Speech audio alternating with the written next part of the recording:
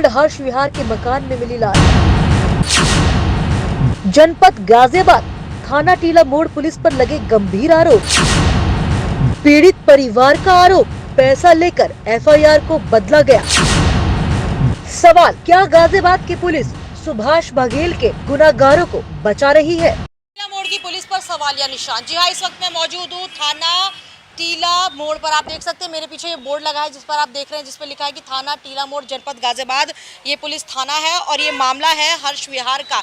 22 वर्षीय सुभाष 28 तारीख को लगभग 2 बजे घर से निकलता है और उसके बाद अपने घर पर कभी वापस नहीं लौटता। और उसके बाद जो पुलिस मामला दर्ज करती है उसमें बहुत बड़े बड़े पेचीदा सवाल आपको वहां पर देखने को मिल जाएंगे। इस वक्त मेरे साथ खुद मृतक का भाई मौजूद है। मैं उससे बातचीत करूंगी कि आखिर पूरा मामला क्या था और किस तरह से वो घर से निकला था। ये आप इधर आइए, मैं इधर की तरफ आप आइए। आइए बताइए, आपका नाम क्या है? जी, मेरा नाम मनोज कुमार है। जी मैडम, ये मेरे भाई को सुभाष को 28/10/2020 में घर से काम के बहाने हलवाई का काम पे ले गए हैं और मेरा भाई शाम तक घर नहीं आया है। मैंने इन लोगों से इनके घर पे जाके पूछा है कि मेरा भाई कहाँ है, तो इन लोगों ने मेरे को बता दिया बलवीर नगर जागरण पे गया है काम पे, सुबह आ जाएगा। सुबह मैं वेट करता रहा, फोन उसका बंद बता रहा था। इन लोगों ने मेरे को बता दिया। अच्छा, जो आप इन लोगों की जो बात करें वो कौन लोग थे? मनोज आपके सुभाष से कब मिले थे? क्या पुराना उनसे कोई रिश्ता था उनका, ये आप बताइए। वो मैडम मेरे यहाँ पे रहते हैं, शुरू से पड़ोसी है मेरे, वहीं पे रहते हैं। और उन लोगों के साथ गया है मेरा भाई काम पे। उनका नाम सुनील और एक का नाम Manoj son of double Singh. हाँ जी मैडम। और ये घर से लेके गए काम पे और फिर शाम को नहीं आया मेरा भाई। मैंने इनके घर जाके पूछा है कि मेरा भाई कहाँ है, तो इन लोगों ने बता दिया बलवीर नगर जागरण पे गया है मेरा भाई, काम पे भंडारा है। और क्या कहते हैं मैडम, वहाँ पे जब मैंने फ़ोन के बारे में इनसे पूछा कि भाई फ़ोन इसका ख़राब है क्या है, मेरे पिताजी गए हैं, इस बात पूछ रहे हैं मेरे पिताजी, तो क्या कहते हैं इन्होंने कह दिया फ़ोन उसका ख़राब हो गया है। मेरे पिताजी ने इन पर खूब दबाव दिया। फिर इन्होंने कहा कि सुबह आ जाएगा, रात का काम है। हम सुबह इनके बातों पर कोई विश्वास करके अपने घर आ गए। सुबह जाके पूछा है तो इन्होंने कहा दोपहर तक आ जाएगा और फ़ोन नहीं लग रहा। फ़ोन लगा रहे हैं हम बराबर, घर से मेरे बच्चे मेरी बहू लगा रही है फ़ोन, मगर इनकी कोई वो नहीं चल रही। और फिर इन्होंने मेरे को शाम को घुमा दिया कि मैंने तुम्हारा भाई मेरठ भेज दिया काम पे। मेरे पिताजी को बताया इन्होंने कि मेरठ भेज दिया मैंने काम पे, वहाँ पे 3 दिन का भंडारा है। तो मैंने पिताजी ने मेरे कहा कि 3 दिन का भंडारा है तो वहाँ पे और लोग आप तो गए होंगे, उनसे बात कराओ, जो आपका ठेकेदार है उससे बात कराओ। मगर इन्होंने किसी से बात नहीं कराई। फिर उसके बाद ये थोड़ी देर में फिर कहते हैं कि वो स्नैक्स के काम पे हैं, तो हमें कुछ शक सा लगने लगा। ऐसे करके ये हमें रात के 11 बजे तक गुमराह करते रहे।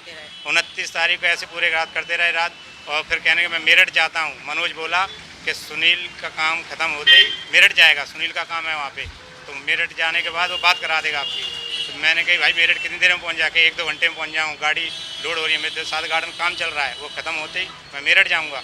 मेरठ मैं बात करा दूँगा आपके भाई से, और क्या मेरे पिताजी से आपके लड़के से बात करा दूँगा। मैं फ़ोन पे बात कर रहा हूँ इन लोगों से, मैं अपने गांव MP भिंड से बात कर रहा हूँ, मगर इन लोगों ने कोई जवाब नहीं। इन्होंने फ़ोन स्विच ऑफ कर लिया, 11 बजे फ़ोन स्विच ऑफ कर लिया। और इसी बीच इसके बड़े भाई संतोष की, सुनील मनोज का बड़ा भाई संतोष, उसने फ़ोन पे मेरे को धमकी दी, जा कर ले पुलिस में, क्या कर लेगा, पुलिस मेरे पे क्या बिगाड़ लेगी। मैंने कही वो तो समय आने पे बताएगा पुलिस क्या बिगाड़ती है क्या नहीं बिगाड़ती है। अच्छा, ये बताइए कि जब इतनी बातचीत आपकी हो चुकी थी, धमकी आपको मिल चुकी थी, उसके बाद आपको अपने भाई का पता कैसे चला? आपका भाई आपको कहाँ मिला? कौन लेकर गया आपको उस स्थल पे जहाँ पे वो मृत पाए गए थे? तो मैडम मेरे भाई क्या कहते हैं कि वहाँ पे जब रात के 1 बज गया, पुनः मेरे पिताजी इनके घर पे फिर गए कि भाई मेरी बात कराओ। तो सुनील का फ़ोन बंद जा रहा था, मनोज घर में सो रहा था। और इनके पिताजी से कहा कि भाई अब खड़े हो, मेरे बात कराओ मेरे लड़के से, अपने लड़के का फ़ोन लगाओ। उनका फ़ोन बंद जा रहा है सुनील का।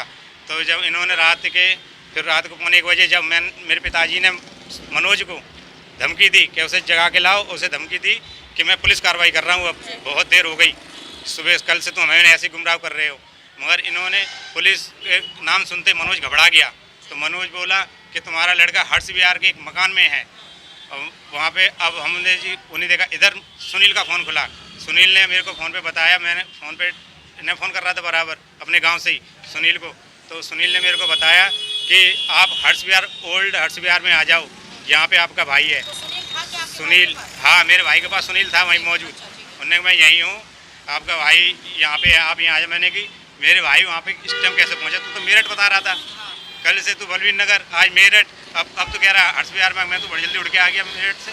फिर क्या मैडम, वहाँ फिर हमने पूछा भाई पता बता, तो इसका भाई मनोज और इसके पिताजी डब्बल सिंह बोले कि हम जानते हैं वो पता कहाँ है।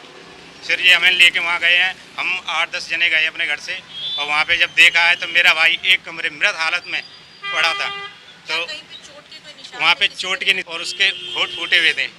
मेरा भाई लेटा हुआ, खून नहीं निकला है, मतलब होंठ फूटे हैं। और मैडम मैं देख के घबरा गए, मेरे पिताजी चुपचाप रह गए। फिर वहाँ से 100 नंबर कॉल करी है, वहाँ पे 8-10 लोग खड़े हैं, उन्होंने 100 नंबर पे कॉल करी है। फिर पुलिस आई है, police MMG hospital Ghaziabad ambulance में लेके गई है।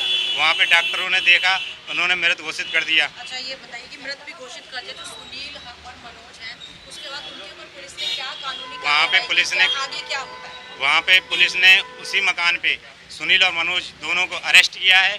और मेरी मोटरसाइकिल 6342 पैशन एक्सप्रो वहीं पे खड़ी रही है 28 तारीख से, या कभी ये ले गए जब से, उसी के साथ गाड़ी है। किसके साथ गाड़ी है? इन्हीं लोगों के साथ गाड़ी है। इन पे मेरा V15 मोबाइल इन्हीं लोगों पे, इन लोगों पे ही था। अब ये पता नहीं पुलिस वालों पे किन पे, अब इन लोगों पे ही निकला है मोबाइल। ना उसके जेब से ना कोई एक चिट भी नहीं निकली है, कोई सामान नहीं निकला। बाइक पे घर से निकला है जी मैडम, और मेरी बाइक इन्हीं लोगों से निकली है। पुलिस वालों ने मेरे को गाड़ी की चाबी इन लोगों से लेके दी है, और फ़ोन इन्हीं लोगों पे है मेरा। अब ये पता नहीं है कि पुलिस पे है कि कहाँ है। फ़ोन इन लोगों पे मेरा बिल रखा घर पे, मैं दिखा सकता हूँ आपको। अच्छा ये बताइए कि एक तीसरे शख्स का नाम भी सामने आ रहा है, सोनू कौन है? ये वहाँ पे जब हम पहुँचे हैं, तो वहाँ पे जब सुनील ने बताया है कि सोनू के पास मोबाइल है, और क्या कहते हैं, सोनू के पास मोबाइल है, और एक अशोक नाम का लड़का और बताया है। अब ये मैं पता नहीं कौन है अशोक, मैं जानता नहीं हूँ। अच्छा ये बताइए भाई घर से कब निकला था, कितनी तारीख को? 28 तारीख अक्टूबर बुधवार को लगभग 2 बजे करीब ये मेरे भाई को हलवाई के काम पे भंडार लेके गए। खबर आपको कब मिली? मेरे को इन्हीं लोगों से मिली है 29 तारीख ख़त्म होने के बाद 30 तारीख की डेट लगती है रात को। हाँ, रात को 1 बजे जब हमने पुलिस कार्रवाई की कही, जब इसके भाई मनोज ने मुझे बताया है। 30 तारीख को आपको? हाँ 30 तारीख को, हाँ 2 दिन के बाद।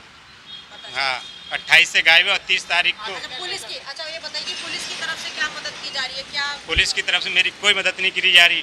मेरे को मेरी FIR नहीं ले रहे थे। जब मैंने FIR दी ने, FIR नहीं ले रहे तो मैं कोर्ट गया।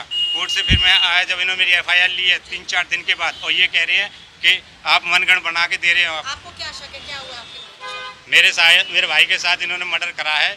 ये पता नहीं किस तरह करा है, इन्होंने लगा गला दबाया है, क्या दबाया है, MLC मेरे को बता नहीं रही। ये लोग कह रहे हैं कि अब मैं कह नहीं सकता क्या करूं। मेरे मानसिक आर्थिक प्रभाव मेरे को बहुत ज़्यादा परेशान कर रहा है। सर मैं क्या करूं, मुझे बता। पुलिस मेरे कोई कार्रवाई नहीं कर रही। मैं हर जगह जा थक गया, SP ऑफिस गया, सब जगह गया।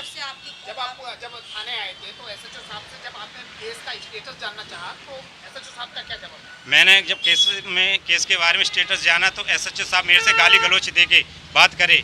मैं चुपचाप रह गया उनकी गाली सुन के। यूँ कह रहे ये प्रसाद है हमारा, ये प्रसाद, हाँ ये प्रसाद है। मैं चुप रह गया। मैंने ठीक है सर, आपका प्रसाद बहुत बढ़िया है। तो आप क्या दर की ठोकर खा रहे हो? मैं सर इतना ठोकर खा रहा हूँ, मैं ही परेशान हूँ। दिन रात में नींद नहीं आती है मैडम। मेरा बड़ा वर्ग भाई गया है मेरा, मैं क्या करूँ। मेरे माँ बाप बूढ़े हैं, घर में जवान बहू बैठी है, मैं किसके पास जाऊँ। कानूनी मेरा कुछ नहीं कर रही है।